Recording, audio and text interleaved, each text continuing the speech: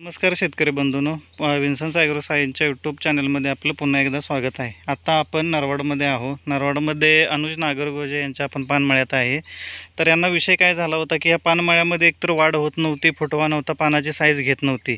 तर त्यासाठी आपण त्यांना एक आपलं रिचर हे 5 लिटरचं कॅन खालून दिलं होतं. दुसरं बायो ऑर्गॅनिक हे जीवाणुयुक्त सेंद्रिय खत दिलं होतं खालून टाकायला. आणि न्यूट्रिके म्हणून एक त्यांच्या चुनखडीचा मोस्टली प्रॉब्लेम होता म्हणून एक न्यूट्रिके म्हणून एक आपली बॉटल येते ते त्यांना दिलं होतं.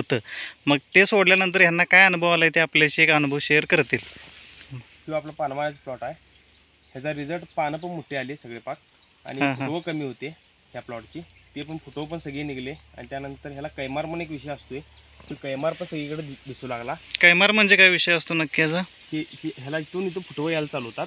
अच्छा, मग त्याला कैमार झालं. कैमार झाली पानं जास्त प्रमाणात तुटू लागतात.